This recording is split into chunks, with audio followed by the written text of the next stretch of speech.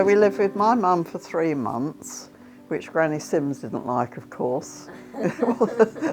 So we lived with them for about 3 months, and then we, like years ago, you used to see adverts in the paper, like 2 rooms to rent in people's houses, that sort of thing.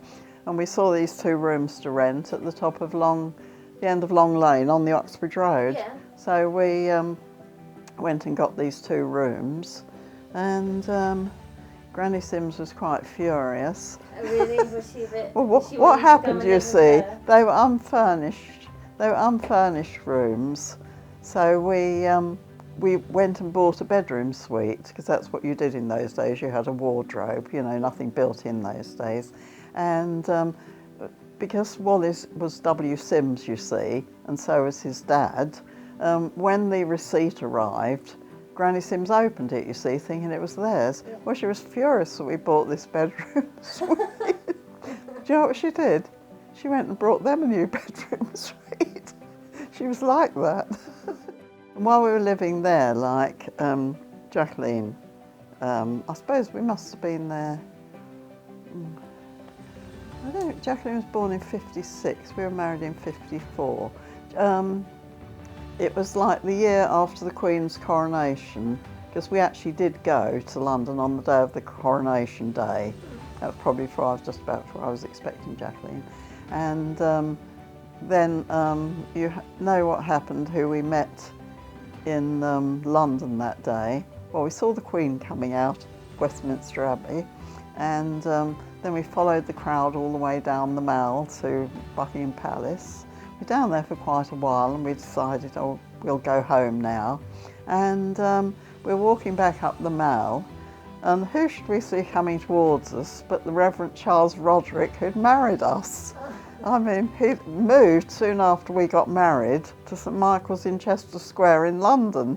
But to meet him in this crowd of people, do you know, all the hundreds and hundreds, it's weird, isn't it? Really, really weird. Jacqueline was born, we were living in this house. This couple, they had a little girl, Jane, her name was, Jane. And they had like, I suppose it was a nephew used to come there sometimes, and a little boy I suppose he was about 9 or 10, and he used to like to come in and see Jacqueline. You see, she was sitting in her pram. He had a big pram, you know, and she's sitting in her pram, and funny really, because she was, when I say quite plump, you know, she was a sturdy little girl, and he used to say, got little fat arms. After a while, I don't know, they sort of got a bit funny with us. I don't suppose they probably expected somebody to have a baby there, do you know what I mean? Because I was at home all day then. And anyway, my cousin then had they'd bought a place in Uxbridge which had a really big garden, my cousin Iris, and it was quite a big house, and we went and stayed with them, and that's when we were building this, like we knew we were going to be building this, so they knew they hadn't got us for long. So Jacqueline and I used to have to come up on the bus and wait for the bricks or something to be delivered and sort of watch them all come in. The original plans, there was a house up Tilehouse Lane called the Cuckoo Oak, and Grandad had done worked up there, and I think he might have met the architect, and anyway, he was the architect. We had to employ a bricklayer, obviously, because, you know, we hadn't got a bricklayer, and he lived in a caravan up Seven Hills Road. Get what his name was. I mean, like all these houses this side more or less self-build. I mean, Grandad did the plumbing and heating, Archie did and some of the carpentry, and Grandad Sims was a painter and decorator. So it's more or less family built. But that's the back of our house in Priory Close. My mum's sitting on the doorstep, and that's Wally on the right, and my brother Jim on the left.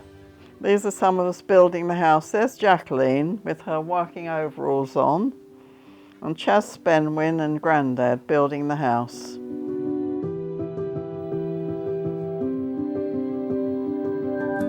It must have took probably 2 years altogether, but we moved in like 3 months before Alison was born. And it was a very unfinished house. I mean, the kitchen, I had a sink in the kitchen, obviously, but no cupboards or anything. There was like pieces of wood propping up the sink. And upstairs, obviously we had furniture, beds and things. But I didn't have a washing machine. I had 3 children before I had a washing machine. And I had, but I had a little gas copper which I had in the garage, which boiled the napkins. Yeah. So you boiled the napkins. But anyway, we moved into a very unfinished house. And when Alison was born, I mean, we hadn't got stair carpet or anything like that. And the nurse, I mean, you had them her at home. Jacqueline was born in hospital because we hadn't got a home, you know. Yeah. And went up the stairs, bang, bang, bang up the stairs. And when are you going to get your stair carpet? I said, I don't know. But the thing was, she was very keen on cricket, this nurse, obviously, because it was during the summer. Alison was born at the end of July. And this nurse Morris used to lean over the banisters calling down to Grandad, what's the cricket score? You know, more interested in that than me, than the baby. See, initially the sun lounge wasn't on the back, that was the back of the house. Yeah. And the front door was the inner door, yeah. Like that porch wasn't on the front. And because that, I mean, when you think we built it for less than £2,000, I mean, doesn't that sound ridiculous? You know, I mean, what should I say, people have, sounds a lot of money, but when you think how little it compares to what you could buy for money then, you think in a generation, how it's got like that. It is mad. I mean, people think they're better off the higher the wages go, but every time things go up, everything else goes up accordingly. You don't ever get. Well, you see, the thing is, we didn't have all the gadgets that people expect to have today. Like I'm saying, a washing machine was a luxury. The washing machine I had was an old twin tub which Wally's Auntie Evelyn gave us. She got a new one, and I mean, that was sort of a miracle.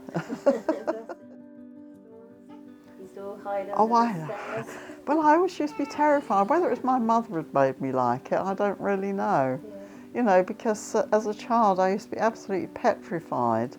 I really don't like it now. I'll always unplug the television, you know, because if it hits the aerial, it can just a warning. Yeah, she said you used to all cram under the stairs. Yeah, no, I probably made them more frightened than necessary, but, you know, it's just the way you're brought up in a sense, yeah. You know. Now today, they probably quite like watching it or something, I don't know. Yeah. But no, I think I was a bit of a nervous wreck, actually. You didn't have a car, did you? Just a motorbike? No, we had the motorbike, and we had the sidecar put on when Jacqueline was a baby, and she used to go in the carry cot in the sidecar. And I mean, I loved the motorbike. I mean, we went miles on it, like, and but when you go round a corner on the motorbike and no sidecar, you go with the bike. When you have a sidecar, I had to go that way to keep the sidecar on the ground. Hedgerley, that was a place we used to go to quite a lot and meet up with people there. And, you know, we used to go to a pub and play darts and things like that. But going from on the motorbike, as I say, we went for our honeymoon, we went for a weekend to Stratford-on-Avon on the motorbike. But then, that was in the April, then in the August we went up to Scotland on the motorbike and right up to Gairloch. Well, in a day we went from Denham to Crawford in Lanarkshire, which is in the borders. I mean, and you go nearly all the way up the Great North Road. You know, got there and had bed and breakfast somewhere, and then poodled off up to the northwest of Scotland, where Grandad had been when he was in the Navy. These are ones in Scotland. This is in Glen Douglas in Loch Long. That's the Loch Sloy pipeline. These are a bit blurry. That's Loch Marie. You can hardly see it. I'll go onto the hydro dam at the Kerry Falls. That's the Ballahoolish Ferry. I'm sitting on Gairloch Pier fishing. I don't think I caught anything. And that's me down there on that rock, obviously fishing. I didn't know I liked fishing. And that's Wally, and that's Ben Nevis in the background. We actually rode our bike halfway up Ben Nevis. And this is on the Summer Isles, which are off Ullapool. When he was in the Navy, I mean, sort of just above Gairloch, there's Pool U and Loch U. Well, Loch U is a very deep sea loch, and as it comes off the sea, it's got a very narrow neck and then opens up into a very deep loch, because all the ships would be in the loch at night that were there, and then they could put a boom down over this to stop the submarines coming in, get the ships. He was a Portsmouth rating, so he would have been training in Portsmouth, and then they'd go up to somewhere on the east coast, and then up to Aberdeen. I think then from Aberdeen they went round to Loch U. He went in when he was about 17 and a half. You could volunteer then, and he hadn't finished his apprenticeship, almost, but because he was a stoker in the Navy, when he came out, it was accepted that he had then finished his apprenticeship, so he didn't have to go back as an apprentice. He was a fully fledged plumber. Or boys and girls that didn't go on to further education left school at 14.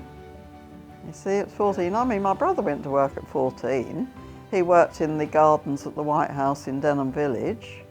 You see, it was almost unheard of, anybody going to university, unless you were probably of a different... my sister, she could have gone to university, but I just don't think that we could have afforded it. But she did go to the Road Research Laboratory at Harmondsworth. She was that sort of qualified, and she did have a very good job, So, she was a scientist. So when we moved in here, it was very unfinished, and you gradually do things, and we had a solid fuel boiler in the kitchen, and which is what people had, you see. I don't say these other things hadn't been invented, but they were almost unheard of. Then we had the we had the oil-fired boiler then, and then we had oil tanks down the side of the house with the oil in. But one of the oil-fired boilers we had, it was the people came up from, somewhere in Essex it was made, and I remember these 4 men sitting around this boiler, like might sit watching a television, sort of seeing how the boiler was functioning.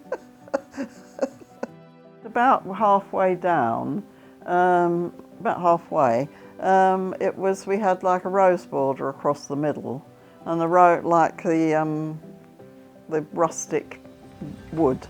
Because I've got a picture of us all standing there with my my granny, but the girl's little great granny standing there. And then beyond that, it was vegetables. And then also, when we did over the railway, that was vegetables too. So we were virtually, you might say, self-supporting in vegetables. And there's Grandad, busy sitting down to his garden.